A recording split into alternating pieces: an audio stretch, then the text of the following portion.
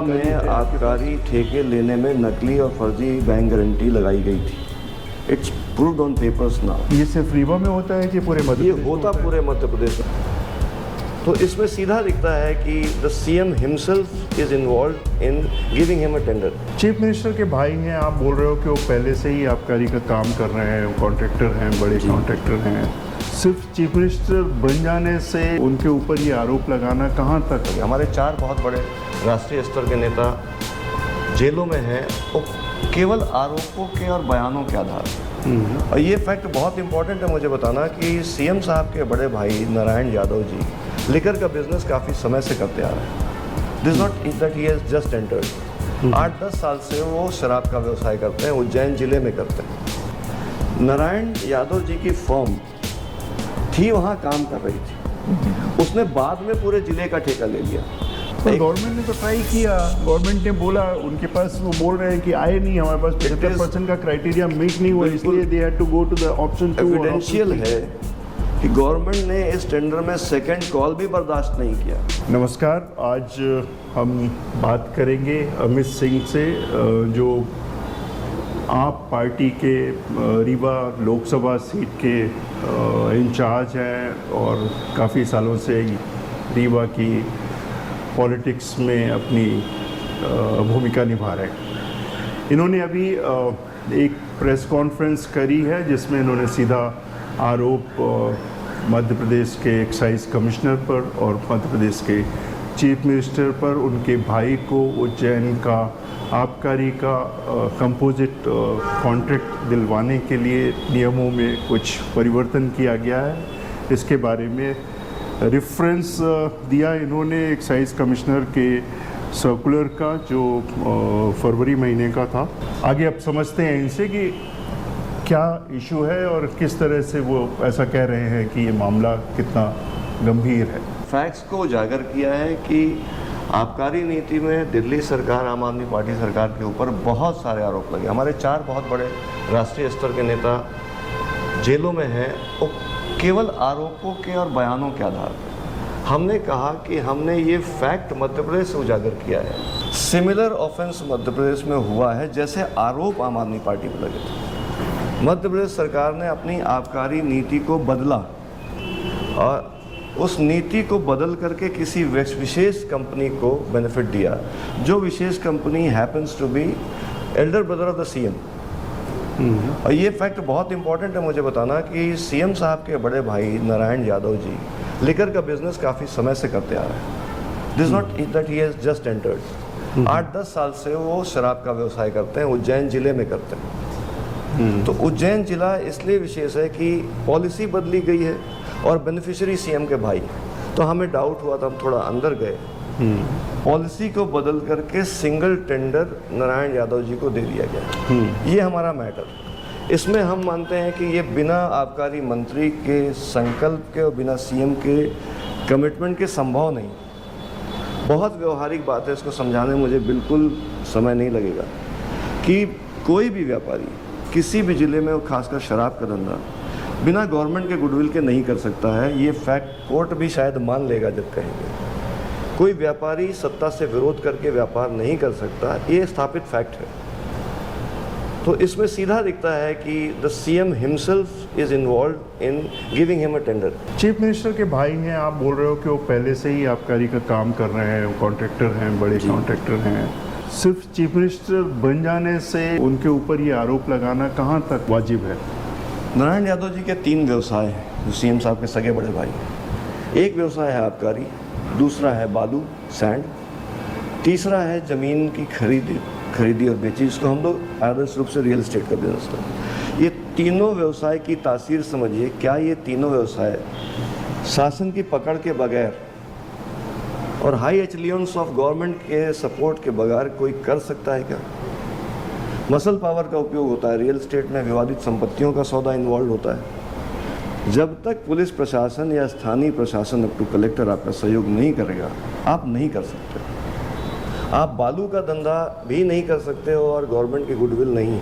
आपका आरोप लग रहा है या जो आप ध्यान आकर्षण कर रहे हो, इसमें और दिल्ली की जो एक्साइज पॉलिसी है जिसके कारण से ये हुआ है, उसमें कितनी सिमिलरिटी है और कितनी डिसिमिलरिटी है? दिल्ली में एक्साइज पॉलिसी में टेम्परिंग का आरोप लगा जब आबकारी व्यापारियों के टेंडर्स हो चुके थे। उनके टेंडर्स के बाद कोरोना लगने के कारण उनको सर्टेन व्यवधान आए प्राकृतिक रूप से। वो अपना धंधा नहीं कर पाए, दुकानें ही नहीं खोल पाए लॉकडाउन का। सरकार की अनुमति ही नहीं थी दुकान खोलने की। सरकार ने उनको अनुमति दी कि आप दुकान खोलिए, धंधा करिए। ना ग्राहक उनकी दुकान पर आ रहा लॉकडाउन कारण। तो पोस्ट एग्रीमेंट जो हमारा फोर्स मेजरे लगा उनके एग्रीमेंट्स में, उसकी कंबाइंड रिलीफ की बात उठी। Because no government will want कि सारे हमारे व्यापारी अपनी कोर्टों में जाएं, कोर्टों से कंपनसेशन मांगे। वो एग्रीमेंट के क्लॉज में प्रावधान है कि ऐसे लॉसेस के लिए अपने क्लेम्स ट्रिब्यूनल्स में या कोर्ट्स में कर सकते हैं। सब ने किया, इवन मध्य प्रदेश ने भी किया। पिछले टेके में मध्य प्रदेश में सारे आबकारी व्यापारियों ने जब रिलीफ मांगी तो गवर्नमेंट एडमेंट थी और सुना नहीं और उनके ऊपर पेनल्टी लगा दी। वो पेनल्टी पर कोर्ट का आज तक स्टे। वो पेनल्टी पे जब भी जजमेंट होगा तो ये बेनिफिट्स देने पड़ेंगे व्यापारियों को। दीज आर उनका राइट्स, हम उनके अधिकारों को उससे वंचित नहीं रख सकते। मध्य प्रदेश में कितनी की पेनल्टी पे स्टे लगा हुआ है? किसी पे 15%, किसी पे 20%। कंसोलिडेटेड अमाउंट का कुछ आई कांट से, पर 600-700 करोड़ से ऊपर का निश्चित बैठेगा पूरे मध्य प्रदेश का। एक्साइज का मध्य प्रदेश की पॉलिसी थी जो आपके सर्कुलर में मेंशन है, गजट के नोटिफिकेशंस वगैरह हैं, तो इसमें गलती कहाँ है? मतलब ऐसा तो नहीं है कि सिर्फ उज्जैन में ये हुआ है, ये विदिशा में भी हुआ है, ये आपके धार में भी हुआ है। देखिए, मेरा अनुरोध यही है सब जनता से कि 2 मॉडल्स हैं। हम पिछली पॉलिसी में एकल दुकानें एक जिले की ही दिया करते थे। उसमें जब रेवेन्यू लॉसेस और दूसरी विसंगतियां पाई तो हमने इमीडिएट डिवीजन लेकर के छोटी दुकानों का पॉलिसी बनाया, इसलिए कि रेवेन्यू वॉज मोर और शराब का संचालन, वितरण और क्वालिटी सब ज़्यादा बेहतर थी। इसके लिए हमने पॉलिसी बदलकर छोटी दुकानों के लॉट को शुरू किया। तीसरी चीज़ आप देखते थे, पहले ये पाया गया कि अगर बड़े टेंडर एकल जिले के होने लग गए तो सबलेट में मेजर कॉन्ट्रैक्टर दूसरों को सबलेट में देता था, काला पैसा लेता था, अपना पैसा रोक के रखता था, उसके बाद सबलेट में ही करता। तो ब्लैक इकोनॉमी भी बढ़ती थी, शराब का डिस्ट्रीब्यूशन का क्वांटिटी भी बढ़ती थी, करता एंड यूज़र या एंड बिजनेसमैन एक पेटीदार हुआ करता था। पर इसीलिए गवर्नमेंट ने इसको स्ट्राइक डाउन किया कि हमको ये विसंगतियां दूर करनी policy. Then they immediately next year itself वो इस पर आए कि हमको छोटी दुकानें बेचनी। तो निश्चित रूप से पॉलिसी ये थी कि हम बड़ी दुकानों से छोटी दुकान करेंगे, प्रमोट करेंगे, दैट वाज द पॉलिसी। अब जो गैजेट का हवाला इस सर्कुलर में दिया गया है उसने ये कहा कि इसमें ये प्रावधान है कि हम अगर ये मॉडल फेल होता है तो एक आध फॉल बैक रहे। That was objective of the law कि मान लीजिए ये नई पॉलिसी का प्रयोग एक आध जिले में, 2 जिले में फेल होता है, क्योंकि किसी भी पॉलिसी का हम 5-7% फेलियर तो एक्सेप्ट करके चलेंगे if we are a law maker. उसी उद्देश्य से गवर्नमेंट ने ये क्लॉज दिया कि अगर हमारी नई पॉलिसी किसी एक जिले में नहीं इम्प्लीमेंट कर सके तो पुरानी पॉलिसी से वो जिला हम कवर कर लें। उसके लिए उन्होंने मैंडेटरी किया कि अगर हमारा 15% का इंक्रीज के साथ 70% जिला कवर, 75% जिला कवर होता है तो वो जिला फिर कभी भी बड़ी दुकानों पे नहीं जाएगा। अब ये तो उस अधिकारी की जिम्मेदारी है कि नई पॉलिसी को वो क्लिक कराए, उस पर मेहनत करे, वो पॉलिसी के अनुरूप काम हो सके। ये उस ब्यूरोक्रेट का अधिकार नहीं था कि he should jump out to a relief quotient that is given for very adverse situation। आपका बेसिस ये क्या कहने का है, मानने का है कि ऑफिसर इंचार्ज है जो आबकारी आयुक्त या उस जिले का जो IAS होगा वो भी आबकारी का इंचार्ज होता है, उसने ये सब चीज़ें नहीं की होंगी उज्जैन के लिए? इस बात को मैं विषयगत जानता हूँ। जैसे एक पहले हम वेट करते हैं कि सर्टेन डेट तक 75% लोग आ जाएं। मान लीजिए 50% आए तो 50 को 75 आबकारी कमिश्नर उनसे संवाद करके, बात करके, उनकी भी कुछ मांगों को समाहित करके कर सकता है। The duty of the bureaucrat was कि आप पॉलिसी को क्लिक करिए, और वो उन्होंने अपने ड्यूटी के निर्वहन में बैठक भी नहीं बुलाई उज्जैन जिले में आबकारी ठेकेदारों। एम्प्लॉयर एम्प्लॉय के संबंध में जहां परफॉर्मेंस में कमी आ रही है उस संवाद के तहत ही सुलझाई जाती है।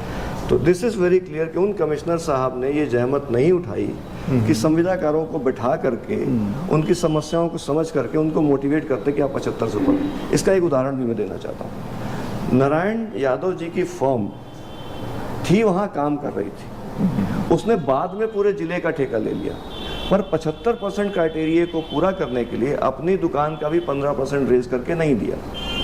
That means they were clear from the day one कि मैं यहाँ पार्टिसिपेट नहीं करूँगा और 75% के टारगेट को पूरा होने में बाधा बनूंगा, तो फिर हमारा दूसरा क्राइटेरिया ओपन हो जाएगा कि 75% नहीं है, चलो सिंगल पार्टी करो। क्या आप ये कहना चाह रहे हो कि ये दर्शाता है कि मोहन यादव जी को ये पूरा, कि भाई साहब को ये पूरा कॉन्फिडेंस था कि हम सिंगल जो शॉप है उसका टेंडर नहीं भरेंगे क्योंकि हमको तो पूरा लेना है? भाई साहब, आज़ादी के पहले की कहावत थी, सैया भाई कोतवाल तो डर काहे का, तो आज़ादी के बाद थोड़ी बदल जानी। He knows that is younger brother is the CM. तो आप कह रहे हो कि 50% के आसपास के जो पुराने दुकानदार थे, जो ठेकेदार थे, उन लोगों ने अपने टेंडर्स भरे थे उस समय? वो इच्छुक थे लगभग 60% लोग। तो उन लोगों का बिड आया, उन लोगों ने बिड का 15% प्रावधान ही नहीं गया। 15%, रादर हाँ। प्रैक्टिकली वहाँ ये ऑब्जर्व किया गया कि गवर्नमेंट भी इस मंशा में काम कर रही थी कि वो 75% ठेकेदार ना आए, उनको मना भी किया जा रहा था। आई कैंट से इट ऑन एन एविडेंस, क्योंकि बहुत सारी चीज़ें मौखिक चलती। व्यवसाय में स्वाभाविक है कि पेपर हम करीबन 20% चीज़ों के लिए बनाते हैं। नहीं, पर अपने पास क्या कुछ ऐसा डॉक्यूमेंट्री एविडेंस है, या कुछ लोगों ने ऑनलाइन जो जाके बिड किया या फिजिकल फॉर्म सबमिशन किया, वो कितने लोग थे और कितना परसेंट करके मेरी जो बातचीत का आधार है उसके हिसाब से लगभग 70% लोग तैयार थे और वो बात बिल्कुल बनाई जा सकती थी। गवर्नमेंट ने उल्टा अप्रोच लिया, गवर्नमेंट ने उनको डिस्करेज किया। उस डिस्करेजमेंट के नतीजे में वो प्रतिशत घटता रह गया और सरकार को मौका मिल गया ये कहने का कि 75% लोग नहीं आए। और वो क्यों केवल एक जिले में किया गया? वो परिस्थिति देखिए, भोपाल घाटे में गया पिछला साल, इंदौर घाटे में गया, फिर भी 75% व्यापारी आए और उन्होंने कवर किया अपना ठेका। जिला छोटी दुकानों पर ही गया, एकल नहीं हुआ। तो इसका प्रमाण है कि उज्जैन तो महाकाल की नगरी, वहाँ शराब पर बिडर नहीं आ पाएंगे, एक सर्टेन छोटा सा मार्जिन सब मिल करके नहीं दे पाएंगे, विश्वास से परे बात है। अगर भोपाल कर लिया घाटे का टेंडर पूरा, इंदौर कर लिया, विदिशा कर लिया, तो ये क्यों नहीं हो सकता? तो मतलब यहाँ पर आबकारी कमिश्नर परफॉर्म करने में सक्षम नहीं रहे। विदिशा में भी तो वही हुआ है। विदिशा को भी इसीलिए लाया गया। देखिए, सीएम की कॉन्स्टिट्यूंसी, एक प्रेजेंट की, एक प्रीवियस की, दे हैव सर्टेन सेटअप्स को डिनाई नहीं कर सकते, उनको ये करना होता है अपने लोगों के लिए to generate some black money for them. मुझे आप ये बताएं कि इस पूरे प्रोसेस में उज्जैन में जितना का टेंडर अनाउंस हुआ था, टेंडर की जो वैल्यू थी, उसमें जो एक्सपेक्टेड 15% का इंक्रीज था जी, उससे ज़्यादा का टेंडर हुआ है कि कम का हुआ है? इवेंचुअली आज जो सिंगल टेंडर हुआ है उससे जो रेवेन्यू प्राप्त होगा वो छोटे विंडोज़ के टेंडर से डेफिनेटली कम होगा। दूसरी चीज़ क्या है, गवर्नमेंट को वैट का लॉस। तो आप ये कहना चाह रहे हैं कि वो 408.62 ऐसा कुछ करोड़ का जो टेंडर की वैल्यू थी पूरी कंपोजिट उज्जैन डिस्ट्रिक्ट की, उसमें अगर इंडिविजुअल्स को टोटल करें जिस बेस रेट में वो पिछले साल ऑपरेट कर रहे थे, प्लस उसमें 15% करते हैं, तो उसकी वैल्यू 408 प्लस 15%। मेरे हिसाब से फैक्ट्स थोड़े अलग हैं। 604 करोड़ का टेंडर हुआ, उन्होंने 35 करोड़ रुपया अधिक किया उसमें बिड, तो अराउंड 640 के आसपास पहुंचते हैं हम। 640 अगर रोक लिया जाए अभी इस टेंडर पे स्टे लगा करके, हम आज की डेट में भी अगर छोटे टेंडर बुलाएंगे शॉप्स के, तो उससे स्पष्ट हो जाएगा कि छोटे टेंडर्स की वैल्यू क्या है। गवर्नमेंट तब डिसाइड करे, बहुत देर नहीं हुई है, लेकिन गवर्नमेंट ने तो ट्राई किया। गवर्नमेंट ने बोला, उनके पास वो बोल रहे हैं कि आए नहीं, हमारे पास 75% का क्राइटेरिया मीट नहीं हुआ, इसलिए they had to go to the option 2। Evidential है कि गवर्नमेंट ने इस टेंडर में सेकंड कॉल भी बर्दाश्त नहीं किया। वो मौका ढूंढ रहे थे, कैसे मौका मिले हम लॉक करें।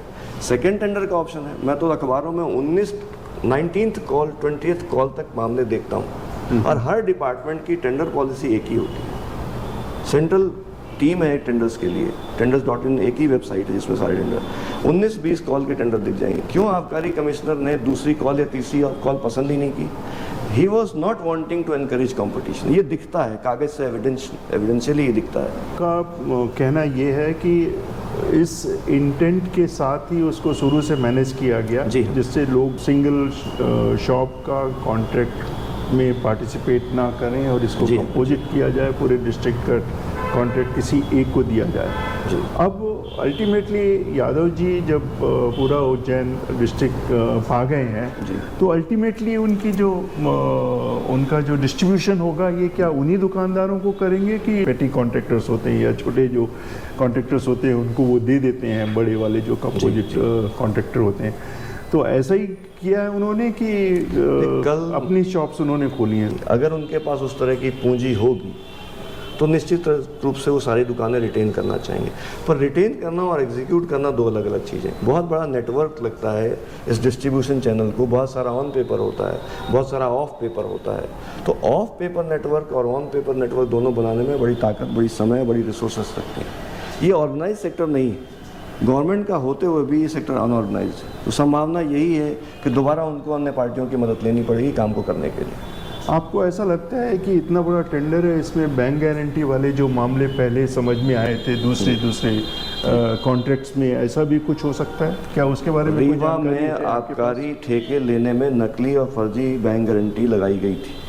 It's proved on papers now. ये सिर्फ रीवा में होता है कि पूरे मध्य ये प्रदेश में होता है? पूरे मध्य प्रदेश में होगा, क्योंकि अगर आबकारी विभाग टेंडरर है, उज्जैन के बारे में आपको कुछ आइडिया है? ये निश्चित रूप से एक जांच का विषय बन सकता है। और बहुत इंपॉर्टेंट पॉइंट आपने रेज किया कि अगर आबकारी की प्रैक्टिसेस ऐसी हैं तो क्या एक जिले तक सीमित नहीं होंगी? इस आयाम पर भी जांच होनी चाहिए। इसीलिए हम मांग कर रहे हैं, हम तो सिटीजन्स, हम विसिल ब्लो कर सकते हैं। जांच का अधिकार और एसेस तो सरकारी एजेंसियों का होता है, इसलिए एक निष्पक्ष त्वरित जांच चाहते हैं जो हाई कोर्ट के मार्गदर्शन पर हो। क्या आपके पास ये सब बोलने के लिए जितने भी साक्ष्य हैं, और आप इसके आगे इस मामले को प्रेस के आगे कहाँ ले जाना चाहेंगे? प्रेस के बाद निश्चित रूप से हम लॉ फोरम्स में ही जाएंगे। हम कोर्ट में सीधे भी कर सकते हैं, बट ये देखना पड़ेगा कि कौन सा कोर्ट, कौन सा फोरम अभी बेस्ट है और लीगली करेक्ट फोरम। पर जांच का रिक्वेस्ट तो करना प्राथमिकता है कि राष्ट्रीय स्तर की एजेंसीज इसमें जांच करें जो एफिशिएंट हैं, जिनका कन्विक्शन रेट बहुत अच्छा है। और ये हम हाई कोर्ट से या सुप्रीम कोर्ट से भी मांग करेंगे, क्योंकि सीएम का इन्वॉल्वमेंट है। तो स्टेट एजेंसीज निश्चित रूप से जज ऑफ ऑन कॉज बन जाएंगी। तो एक राष्ट्रीय एजेंसी जो कॉम्पिटेंट हो और जिस पे जनता को भरोसा है कि सही जाँच होती है, वो इसकी जाँच करे। CBI करे, ED करे, और स्टेट्स में कर ही रहे हैं, अभी यही संस्थाएं कर रही हैं। तो यही कॉम्पिटेंट है जो जांच कर सकती है। पर सरकार भाजपा की यहाँ भी है, केंद्र में भी है, तो निश्चित रूप से भाजपा को Jhajjar of your own cause ना बनने का मौका मिले, इसलिए हम हाई कोर्ट या सुप्रीम कोर्ट के मार्गदर्शन में ही जांच चाहते हैं। उज्जैन के इस टेंडर से कितने का रेवेन्यू लॉस होगा? स्टेट एक्सचेकर और वैट लॉस मेरे अंदाजे में 400 करोड़ के ऊपर का होगा अंततः। और ये सिर्फ उज्जैन का है? केवल उज्जैन। इसी तरह से धार और विदिशा का भी कुछ होगा? अब हमारा तो आयाम 54 जिलों का खुला हुआ। अगर ये प्रैक्टिसेस हैं तो हमको अलर्ट और विजिलेंट रहना पड़ेगा कि ये स्प्रेड ना हो कहीं। पर ये कंपोजिट टेंडर, सिंगल टेंडर, तो ये सिर्फ कुछ ही लिमिटेड शहरों के लिए हुए हैं। ये लगभग कुछ चिन्हित व्यक्तियों के लिए प्लान किया गया था। तो जहां वो सक्षम है कर पाने के लिए, उन्हीं जिलों के लिए ये प्लानिंग थी। खासकर उज्जैन संभाग में और इंदौर संभाग में ये प्रयोग किए गए, इंक्लूडिंग भोपाल। इनमें रेवेन्यू का जनरेशन ज़्यादा है, बड़ा वॉल्यूम है यहाँ पर। तो यही करेंगे कि बेस्ट लाभ वाली संस्थाएं इनको दें। तो ये मोहन यादव जी के प्रभाव क्षेत्र में ही करने का विचार दिखता है अभी प्राइमा फेसाई। जांच से नए आयाम खुल सकते हैं। आबकारी का काम करने का तरीका हर राज्य में अलग है। बिहार में अलग है, दिल्ली में अलग है, गुजरात में अलग है। जब हमारी पार्टी के ऊपर बहुत सारे आरोप लगे तो हमने गुजरात मॉडल भी देखना चाहा। वो PM का मॉडल है। गुजरात में शराबबंदी है, पर एज अ टूरिस्ट अगर आप जाएं और शराब की डिमांड करें तो शराब आपके पास उपलब्ध। रेट्स बहुत महंगे हैं, पर शराब बट रही है, मिल रही है लोगों को पीने के लिए। और या तो फिर पीने वाला जो है बॉम्बे कनेक्टेड है और कनेक्टिंग राज्यों के में जाता है शराब पीने के लिए, तो कंजम्पशन हो रहा है। आबकारी नीति शराब के वितरण में किसी पार्टी को नहीं देना चाहती, गवर्नमेंट चला रही, पर कोई तो चला रहा है। क्या राष्ट्रीय स्तर की किसी एजेंसी ने इस बात की जांच की कि आबकारी का कितना रेवेन्यू गुजरात राज्य में नुकसान हो रहा है और शराब मिल भी रही है? इस तथ्य से हमारा रूबरू हुए क्या? हम नहीं। हम आबकारी नीति को बतौर एक देश नहीं देख पा रहे हैं। हम विंडिक्टिव वेंजेंस की पॉलिटिक्स से केवल विरोधी दलों के सत्ता वाले राज्यों में ही देख रहे हैं। इस बात की बहुत ज़रूरत है। अगर सरकार कहती है, नरेंद्र मोदी साहब का कहना है कि हर भ्रष्ट आदमी सलाख के पीछे होगा, तो क्या दिल्ली में ही बस भ्रष्ट आदमी होंगे, गुजरात में भ्रष्ट आदमी नहीं होंगे, बिहार लेकर आबकारी में कोई भ्रष्ट आदमी नहीं होंगे, छत्तीसगढ़ में नहीं होंगे क्या? तो क्या इतनी व्यापक जांचें ईडी ने करी जिसके लिए जनता को भरोसा हो कि ईडी सच में आबकारी विभाग में मैनिपुलेशन के खिलाफ है और करप्शन खत्म करना चाहता है?